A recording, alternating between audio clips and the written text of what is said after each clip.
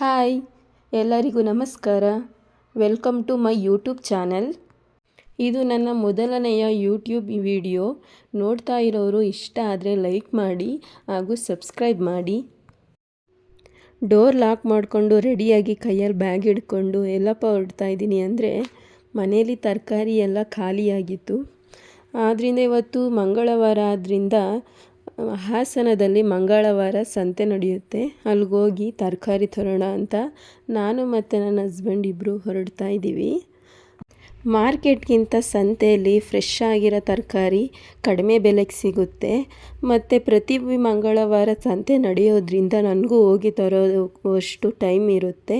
ಹಾಗಾಗಿ ಒಂದು ವಾರಕ್ಕಾಗುವಷ್ಟು ತರಕಾರಿ ಮಾತ್ರ ನಾನು ತಂದಿಟ್ಕೋತೀನಿ. ಪಕ್ಕದಲ್ಲೇ ಸ್ಮಾರ್ಟ್ ಬಜಾರ್ ಇತ್ತು. ಸ್ಮಾರ್ಟ್ ಬಜಾರ್ಗೆ ಹೋಗಿ ತುಂಬ ದಿನಗಳಾಗಿತ್ತು. ಹಾಗಾಗಿ ಏನಾದರೂ ಆಫರ್ಗಳಿದ್ದರೆ ಮನೆಗೆ ಸ್ವಲ್ಪ ಐಟಮ್ಸ್ ತರೋಣ ಅಂದ್ಕೊಂಡು ಹೋದೆ.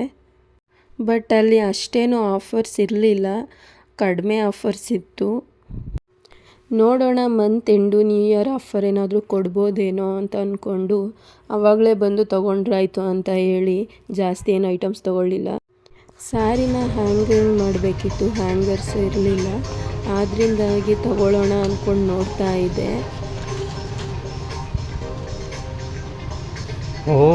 ತಗೊಳ್ಳೋದು ನೋಡು, ಜಾಸ್ತಿ ಇರೋ ಅಮೌಂಟು ತೊಗೊಬಿಡ್ತೀನಿ ಅಂದ್ಕೊಂಡು ಹಾಗಂತ ಇದ್ದಾರೆ. ಮನೆಯಲ್ಲಿ ಸ್ವಲ್ಪ ಮಸ್ಕಿಟೋಸ್ದು ಕಾಯಿಲ್ ಖಾಲಿಯಾಗಿತ್ತು, ಅದನ್ನು ಹುಡುಕ್ತಾ ಇದ್ದೀವಿ. ಕೊನೆಗೂ ರಾಜು ಅವರು ಅದನ್ನು ಹುಡುಕಿದ್ರು. ನೋಡ್ತಾ ಇದ್ದಾರೆ ಅದು ಆಫರ್ ಇದೆಯೋ ಇಲ್ವೋ ಅಂತ ತಗೊಳ್ಳೋಕ್ಕೆ.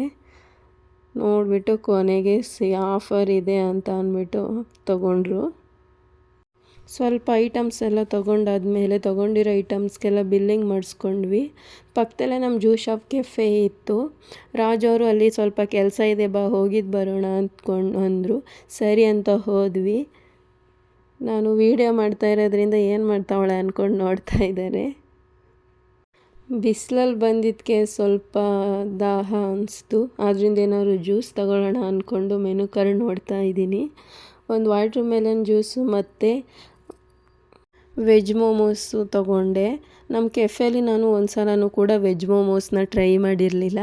ಆದ್ದರಿಂದ ಈ ಸಲ ವೆಜ್ ಮೋಮೋಸ್ನ ಟ್ರೈ ಮಾಡೋಣ ಅಂತ ಅದನ್ನೇ ತೊಗೊಂಡೆ. ಸ್ಪೈಸಿಯಾಗಿ ತುಂಬ ಟೇಸ್ಟಿಯಾಗಿತ್ತು, ಇಷ್ಟ ಆಯಿತು ನನಗೆ. ಸರಿ ಅಂತ ತಿಂದ್ಕೊಂಡು ಇನ್ನೇನು ಟೈಮ್ ಆಯ್ತಲ್ಲ ಅಂದ್ಕೊಂಡು ಸಂತೆಗೆ ಹೊರಟ್ವಿ. ಇಲ್ಲಿ ಸೊಪ್ಪು ತುಂಬಾ ಚೆನ್ನಾಗಿತ್ತು. ಮನೆಗೆ ಸ್ವಲ್ಪ ಸೊಪ್ಪು ಬೇಕಾಗಿರೋದ್ರಿಂದ ಇಲ್ಲೇ ತೊಗೊಂಡೆ. ಒಂದೊಂದು ಕಡೆ ಬಿಸಿಲಿಗೆ ಸೊಪ್ಪು ಸ್ವಲ್ಪ ಬಾಡೋದಾಗಿರುತ್ತೆ, ಇಲ್ಲಿ ಚೆನ್ನಾಗಿತ್ತು.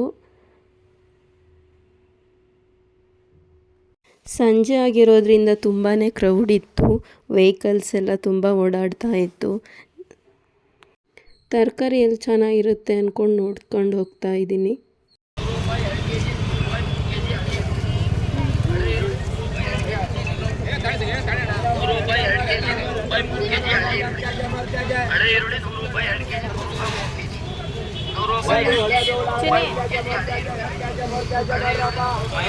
ಕೆಜಿ 100 ರೂಪಾಯಿಗೆ 3 kg ಅಂತ.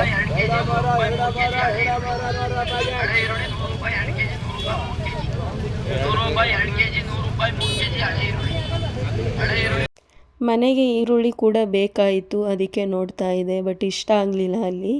ನನಗೆ ಸಣ್ಣ ಈರುಳ್ಳಿ ಕಟ್ ಮಾಡೋಕ್ಕೆ ಅಷ್ಟು ಕಂಫರ್ಟಬಲ್ ಅನಿಸೋದಿಲ್ಲ. ಹಾಗಾಗಿ ನಾನು ದಪ್ಪ ಈರುಳ್ಳಿನೇ ತೊಗೊಳ್ಳೋದು. ತರಕಾರಿಗಳು ತುಂಬಾ ಚೆನ್ನಾಗಿತ್ತು. ಏನಪ್ಪ ಅಂದರೆ ಇಲ್ಲಿ ತೊಗೊಂಡಾದ್ಮೇಲೆ ಸ್ವಲ್ಪ ಮುಂದೆ ಹೋದ್ರೆ ಅಲ್ಲಿಗಿಂತ ಇಲ್ಲಿ ಚೆನ್ನಾಗಿತ್ತಲ್ಲ ಅಂತ ಅನಿಸ್ತಾ ಇತ್ತು. ಆ ಥರ ಆಯಿತು ತರಕಾರಿ. ಈರುಳ್ಳಿ ಇಲ್ಲಿ ಚೆನ್ನಾಗಿತ್ತು ಅಂತ ಇಲ್ಲೇ ತೊಗೊಂಡೆ. ಅವರೆಕಾಯಿ ಕೂಡ ಚೆನ್ನಾಗಿತ್ತು. ಸ್ವಲ್ಪ ತಗೊಳ್ಳೋಣ ಅಂದ್ಕೊಂಡು ಅವರೆಕಾಯಿ ಕೂಡ ತಗೊಂಡೆ. ಮೂಲಂಗಿ ಸೊಪ್ಪಿತ್ತು. ಮೂಲಂಗಿ ಸೊಪ್ಪು ಅಂದರೆ ನನಗೆ ಇಷ್ಟ. ಆದ್ದರಿಂದ ಮೂಲಂಗಿ ಸೊಪ್ಪು ಎರಡು ಜೊತೆಗೆ ಇರೋದ್ರಿಂದ ಅದನ್ನು ತಗೊಂಡೆ. ಇಲ್ಲಿ ತರಕಾರಿ ಎಲ್ಲ ಇಲ್ಲಿ ಚೆನ್ನಾಗಿತ್ತು, ಆದ್ದರಿಂದ ಇಲ್ಲೇ ತರಕಾರಿ ಎಲ್ಲನೂ ತಗೊಂಡೆ.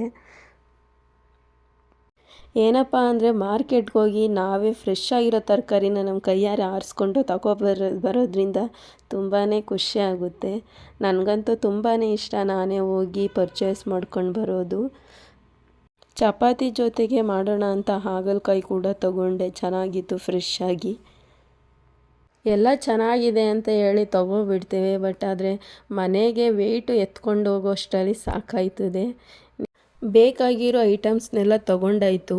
ಕೊನೆಯಲ್ಲಿ ಟೊಮೊಟೊ ಮರ್ತ್ಬಿಟ್ಟಿದೆ, ನೆನಪಾಯಿತು. ನಾನೀಗ ನಿಂತಿರ್ತೀನಿ, ನೀವು ಹೋಗಿ ತೊಗೊಂಡು ಬನ್ನಿ ಅಂತ ರಾಜು ಅವ್ರನ್ನ ಕಳಿಸ್ದೆ. ಕತ್ಲೆ ಕೂಡ ಆಗಿದೆ. ಇವತ್ತು ಏನಾದರೂ ಸ್ಪೆಷಲ್ ಮಾಡೋಣ ಅಂತ ಚಿಕನ್ ತೊಗೊಳ್ಳೋಣ ಅಂತ ಚಿಕನ್ ಶಾಪ್ಗೆ ಹೋದ್ವಿ. ಚಿಕನ್ ತೊಗೊಂಡಾಯಿತು. ಪಕ್ಕದಲ್ಲಿ ಫಿಶ್ ಅಂಗಡಿ ಕೂಡ ಇತ್ತು.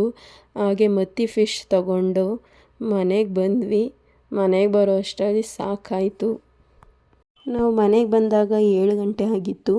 ತಂದಿರೋ ಐಟಮ್ಸ್ನೆಲ್ಲ ಇಟ್ಟು ಚಿಕನು ಮತ್ತು ಫಿಶ್ ತಂದಿರೋದನ್ನು ಎತ್ತಿಟ್ಟು ಫ್ರೆಶ್ ಅಪ್ ಆಗಿ ತಂದಿರೋ ತರಕಾರಿನ ಎಲ್ಲನೂ ಫ್ರಿಡ್ಜ್ಗೆ ಇಡೋಣ ಅಂದ್ಕೊಂಡು ಟೊಮೆಟೊ ಎಲ್ಲನೂ ಬೌಲ್ಗೆ ಹಾಕಿಡ್ತಾ ಇದ್ದೀನಿ. ಡಬ್ಬಿಲಿ ಈ ಥರ ಟಿಶ್ಯೂ ಪೇಪರ್ ಹಾಕಿ ಕರಿಬೇವಿನ ಸೊಪ್ಪುದು ಎಲೆಗಳನ್ನೆಲ್ಲ ಬಿಡಿಸಿ ಇಟ್ಕೊಂಡ್ರೆ ತುಂಬ ದಿನ ಬಾಳಿಕೆ ಬರುತ್ತೆ. ಆದ್ದರಿಂದ ನಾನು ಈ ಥರ ಬಿಡಿಸಿಟ್ಕೋತೀನಿ. ತಂದಿರೋ ಐಟಮ್ಸ್ನೆಲ್ಲ ಎತ್ತಿಟ್ಟು ಇವಾಗ ಅಡುಗೆಗೆ ರೆಡಿ ಮಾಡ್ಕೋಬೇಕು. ತುಂಬಾ ಹೊಟ್ಟೆ ಹಸಿತಾ ಇದೆ. ಹೊಟ್ಟೆ ಹಸಿವಾಗ್ತಾ ಇರೋದ್ರಿಂದ ಚಿಕನ್ ಮಾಡಿ ರೈಸ್ ಮಾಡ್ಕೊಳ್ಳೋ ತನಕ ತುಂಬ ಲೇಟ್ ಆಗುತ್ತೆ ಅಂತ ಹೇಳಿ ತಂದಿರೋ ಮತ್ತಿ ಫಿಶ್ನ ಫ್ರೈ ಮಾಡ್ಕೊಳ್ಳೋಣ ಅಂತ ಕ್ಲೀನ್ ಮಾಡಿ ಇಟ್ಕೋತಾ ಇದ್ದೀವಿ. ರಾಜ್ ಅವರು ಅದನ್ನೆಲ್ಲ ಕ್ಲೀನ್ ಮಾಡಿ ಕಟ್ ಮಾಡ್ಕೋತಾ ಇದ್ದಾರೆ. ಮಸಾಲ ಚೆನ್ನಾಗಿ ಹಿಡಿಲಿ ಅಂತ ಮಧ್ಯೆ ಕಟ್ ಮಾಡ್ತಾ ಇದ್ದಾರೆ. ಮತ್ತಿ ತವಾ ಫ್ರೈ ತಿಂದು ತುಂಬಾ ದಿನಗಳಾಗಿತ್ತು. ಆದ್ದರಿಂದ ಮತ್ತಿ ಫಿಶನ್ನು ತೊಗೊಂಡ್ವಿ. ಈಗ ಮತ್ತಿ ಫಿಶ್ಗೆ ಮಸಾಲೆ ಎಲ್ಲನೂ ರೆಡಿ ಮಾಡ್ಕೋತಾ ಇದ್ದೀನಿ. ನಾನು ಈ ವಿಡಿಯೋನ ಇಲ್ಲಿಗೇ ಎಂಡ್ ಮಾಡ್ತಾ ಇದ್ದೀನಿ. ಮತ್ತೆ ಮುಂದಿನ ವಿಡಿಯೋ ಜೊತೆಗೆ ಬರ್ತೀನಿ. ನೋಡ್ತಾ ಇರೋರಿಗೆ ಇಷ್ಟ ಆದರೆ ಲೈಕ್ ಮಾಡಿ ಹಾಗೂ ಸಬ್ಸ್ಕ್ರೈಬ್ ಮಾಡಿ.